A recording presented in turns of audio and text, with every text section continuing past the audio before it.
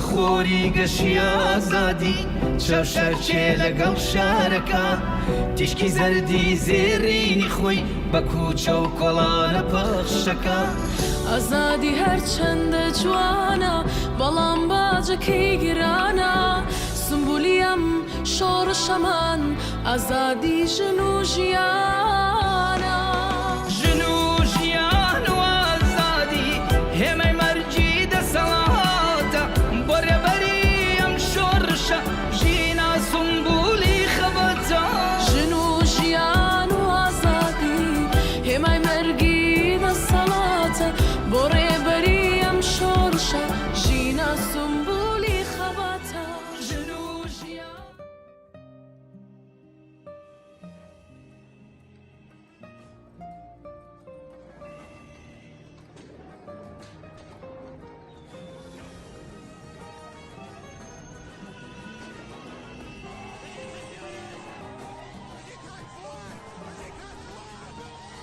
لەوەتەی خەڵکی شۆڕشگێڕی کوردستانم ناسیوە لاوە خوێنگێرم و ئازا و جەسوورەکانم لە مەیدانی خەبات و خۆڕاگریدا بینیوە ئەوەندەی مێژووی خوێناوی و پڕ لە ڕەنج و ستەم و مەینەت و ئازارم خوێن بێتەوە هەمیشە وا تێگەیشتوم و وام زانیوە قەد و دڵ نەبووم و گومانم لا ساز نەبووە کە ئەم کوردستانە سەربەرزە مەکۆی شۆڕش و هەڵمەت و کۆڵ نەدام بووە مێژووی پڕ لە هەوراز و نشێوی مەکتەبی ئەزموونی تاڵ و شیرینی نەجات بووە هەوێنی یەکگرتووی و پێشەنگایەتی و جەسارەت و فیداکاری و خۆڕاگری و چۆکدانەدام بووە داوە فیداکار و خوێنگەرم و ئازاکانی لە هەر سەردەمێکی خەباتی ئەم گەلەستەم لێکراوەدا بۆ گەیشتن بە سەربەستی و ئاسوودەیی و ئازادەگی پش و درێژ و خۆڕێک خەر و ژیر و خەباتکار بووە لەبیرمانە لەم شۆڕشەی ژیناشدا لەم شۆڕشەی ژن ژیان ئازادیدا لەژێر ئەو هەموو کوشتن و بڕین و سەرکوتەدا چۆن پێشاهەنگ و پێشڕەوی شەقام و مەیدان و زیندان بووە شێوازەکانی خەباتی ئەم سەردەمەی باشناسیوە لێزانانە و ژیرانە و ئازایانە خۆی بۆ تەیار و ساز کردووە و هەڵگری وەفاداری ئاڵای سووری خەباتکارانی شەقام و گیان بەختکردوانی ئەم ئامانج و ڕێگا و ڕێبازە بووە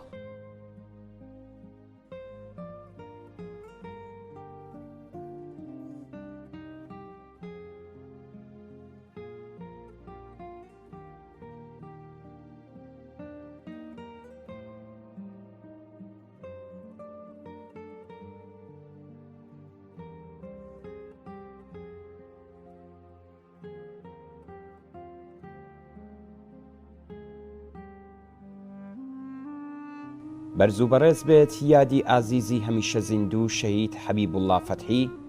گیان بەختکردووی شۆڕشی ژینە ڕۆژی چوارشەممە 28 شەهریوەری ساڵی 1401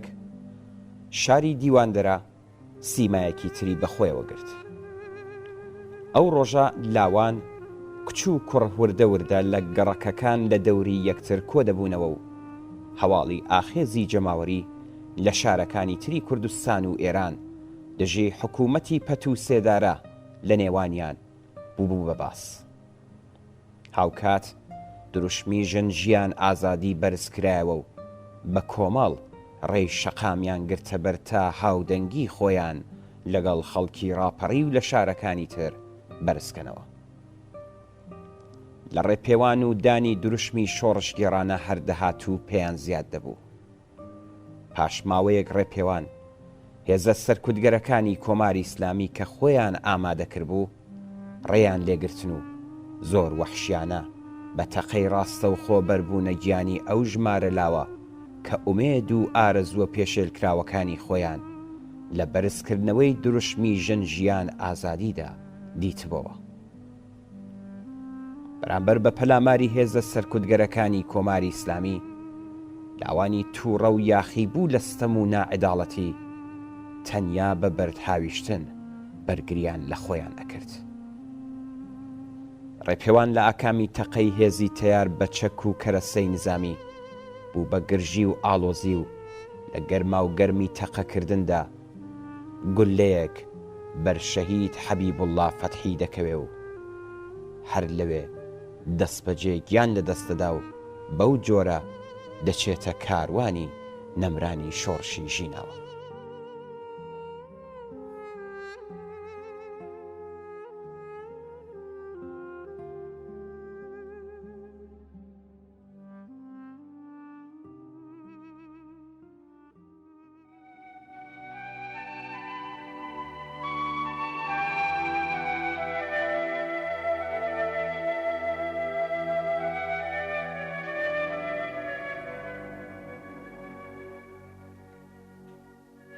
سپێدەی سەحەریان کە ئێستاش مەلان لە خەودان و گزنجی هەتاو دەرنەکەوتووە بڕیاری وەستانی شەڕ و لە شوێن ئەویش ڕێژنەیەک ڕێکبارێک نیشانە لە دڵی پڕ لە ئەوینی دەگرێ زایەڵەی دەنجی خرۆشاوی لاوێک دێتە بەرگوێ مەرجێکی حەتمی لە چاوەڕوانیدایە و خوێنی سووری من نەمامی ڕێبازێک ئاو دێر دەکات کە موشتەی ئاسۆیەکی ڕوون داهاتوویەکی گەش و جیهانێکی نوێی پێیە.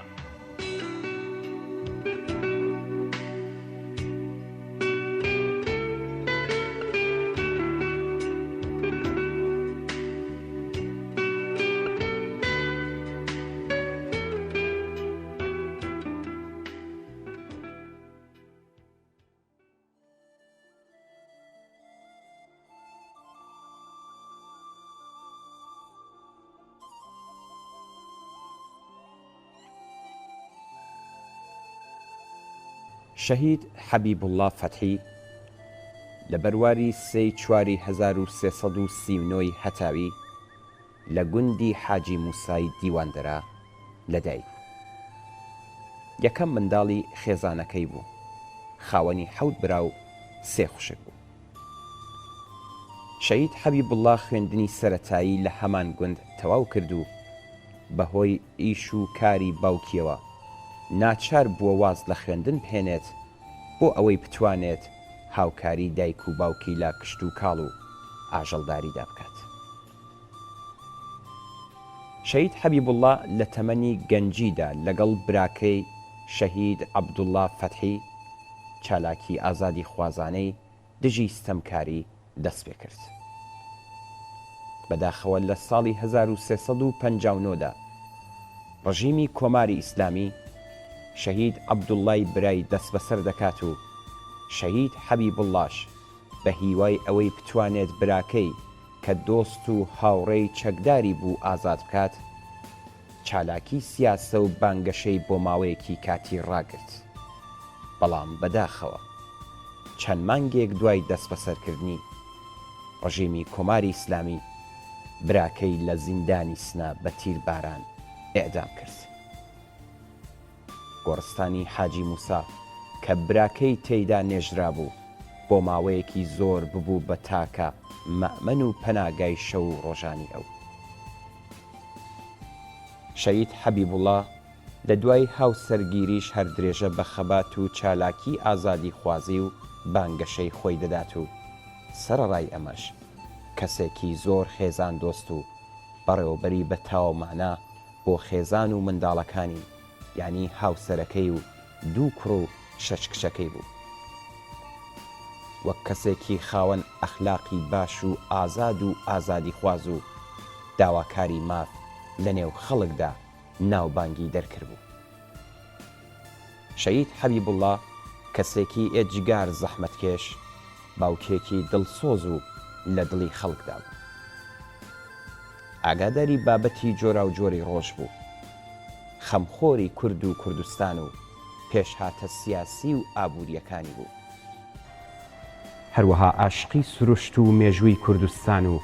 لە سەرووی هەمووشیانەوە ئەو پێشمەرگەی کۆمەڵە و هەڵسوڕاوی مافی کرێکاران و زەحمەتکێشان بوو. شەهید حەبیبوڵڵا هەر لە تەمەنی لاویدا دایکی واتە دایە گوڵخاس لەدەستەدا و لە ساڵی 1370دا بە کۆچی دوایی باوکی کاک محەممەد سەعید خەمێکی تازە کۆنە برینی دڵی هەڵکۆڵی.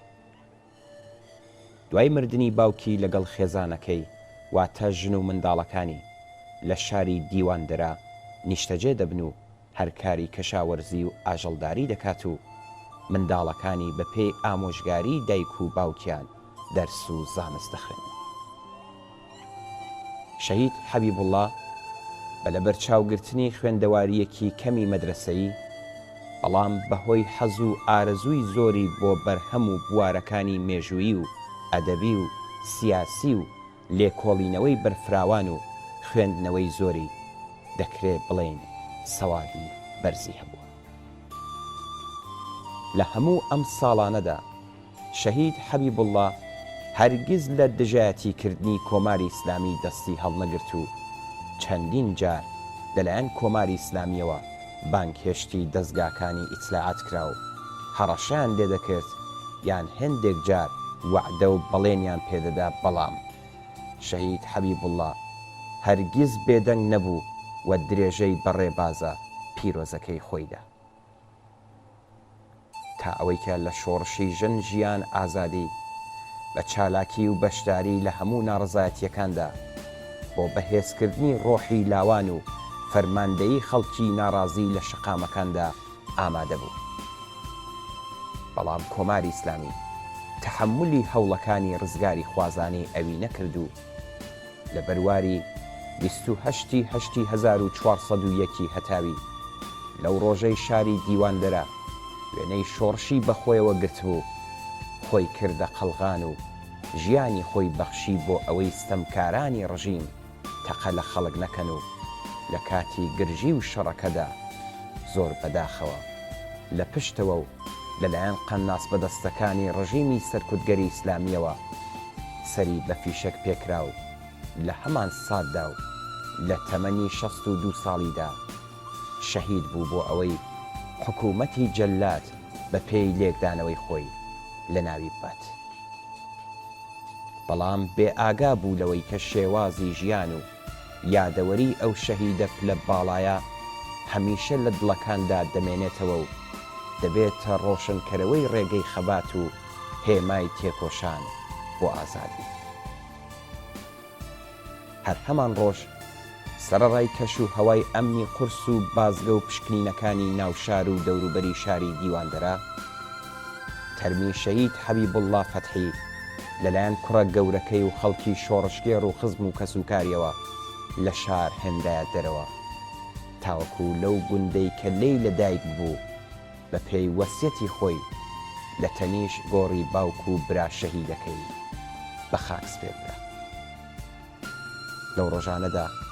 بنەماڵە و کەسوکار و کەسانی دیکەی گەلی تێکۆشەر دروشمی شۆڕشگێڕانەیان لە ماتەمینی شەهید حەبیبوڵڵادا دەوتەوە و ڕێزیان لە یادی شەهید دەگرت.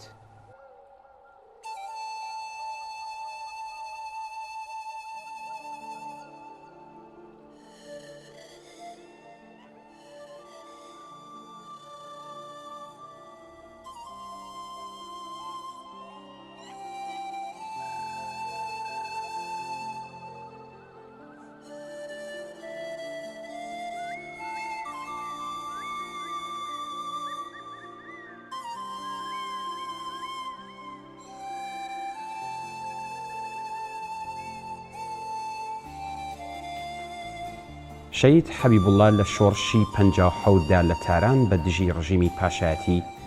لەگەڵ براکەی چالاکانە بەشداری کرد تا ئەو کاتەی خۆی و براکەی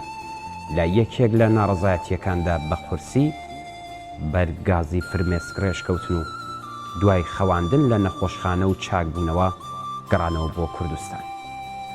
و بەردەوام بوون لە چالاکیەکانیان دژی ڕژیم.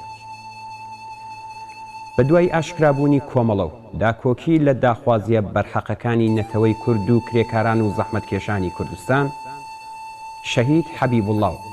هاوڕێی گیانبەختکردووی عەبدوڵڵای برای چوونە ڕیزەکانی سەربەرزی پێشمەرگەی کۆمەڵە و لە هیچ فیداکاریەک کۆتاییان نەکرد. هاوڕێی گیانبەخت کرد و کاک عەبدوڵڵا لە ساڵی 1359 هەتاوی لە دیواندەرەوە کە بە مەبەستی ئەنجامدانی ئەرکێکی تەشکیلاتی بەرەو ناوچەی سنە دەچوو، لە کاتی لێخوڕینی ئۆتۆمۆبیلێکی سەر بە ڕێکخراوەکە لە تونەلی دیواندەرە بەرەو سنە کە تا چەند ڕۆژ پێشتری لە هێزە داگیرکەرەکانی ڕەژیمی ئیسلامی پاکرابووە، کەوتە کەمینی ئەو خوێن ڕێژانەوە بەدیلگیرە. دوای ماوەیەکی کەم بەداخەوە لەلایەن جەلادەکانی ئیسلامیەوە لە سێدارەدرا. شەهید حەبیبوڵڵا لە ساڵانی هەشتاکانی سەدەی ڕابردوودا یارمەتیدانی هاوڕێیانی پێشمەرگە و ڕێخستنی کۆمەڵەی بە بەرپرسیارەتی زەرور و دیاریکراوی خۆی دەزانی و لەگەڵ بەرپرسی تیمی ڕێخستنی ئەو ناوچەیە هاوڕێی گیانبەخت کرد و فایق حەیدەری لە پەیوەندی ڕێک و پێک و بەردەوامدا بوو.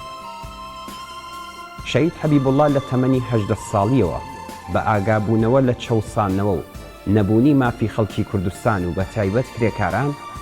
تا ڕۆژی گیانبەختکردنی لە خەبات و تێکۆشان نەوەستا و بە پەیدابوونی هەر هەلێک و بە شێوەگەلی جۆرا و جۆر خەباتی خۆی بۆ گەیشتن بە ئازادی و بەرابەری درێژە پێدا. شەهید حەبیبوڵڵا بە کۆکردنەوە و کەڵک وەرگرتن لە ئەزموونەکانی خەباتی چەندین ساڵەی خۆی ببوو بە ئینسانێکی جێی متمانەی خەڵک و ڕێبەرێکی کارە. لە سەردەمی ڕاپەڕینی ژیناش یەکێک لە سەرکردە و ڕێبەرانی ناڕزایەتیەکانی خەڵک لە دیواندەرە بوو کە ڕاستەوخۆ بەشداری لە ناڕزایەتیەکان دەکرد و پێشنیار و ڕێنمایەکانی ڕۆڵێکی گرنگیان لە درێژەی ئەو ناڕزایەتیانە لە دیواندەرە هەبوو.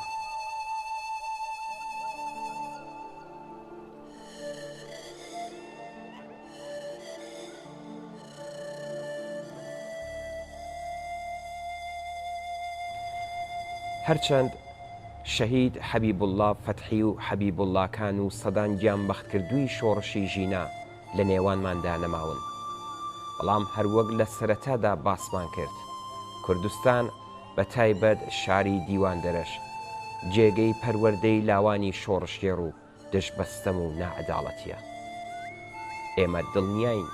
کە یادی شەهید حەبیبوڵڵا فەتحی و هەموو گیانبەختکردوانی شۆڕشی ژینە دەبێتە هەوێن بۆ درێژە پێدانی خەبات تا لە گۆڕنانی ئەم ڕژیمە جنایەتکارە و وەدیهێنانی داخوازیەکانی شۆڕشی ژینە کە دنیایەکی ئازاد و یەکسان بە دوور لە هەر چەشنە هەڵاوەردنێکە. هەر لێرەوە پەیمان نوێ دەکەینەوە لەگەڵ بنەماڵەی شەهید حەبیبوڵڵا فەتحی و هەموو ئەو بنەماڵانەی کە لاوانی خوێنگەرمیان لە شۆڕش لەدەستداوە، هەموو ئەو ئازیزانەی دەست بەسەر کراون، بریندار بوون، چاو یان ئەندامێکی لەشیان لەدەستداوە کە تا وەدی هاتنی ئاوات و ئامانجەکانمان کە ڕووخانی ئەم ڕژیمە جنایەتکارەیە درێژە بە خەبات و تێکۆشانمان ئەدەین. هەزاران جار یادی ئازیزی شەهید حەبیبوڵڵا فەتحی و هەموو گیانبەختکردوانی ڕێگەی ئازادی و سەربەستی بەرز و بەڕێز بێت و ڕێگایان پڕێ بووە.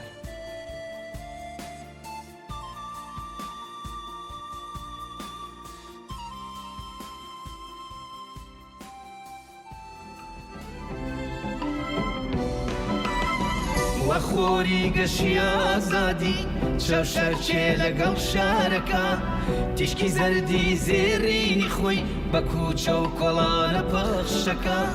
ئازادی هەرچەندە جوانە بەڵام باجەکەی گرانە، سمبولی ئەم شۆڕشەمان ئازادی ژن و ژیان.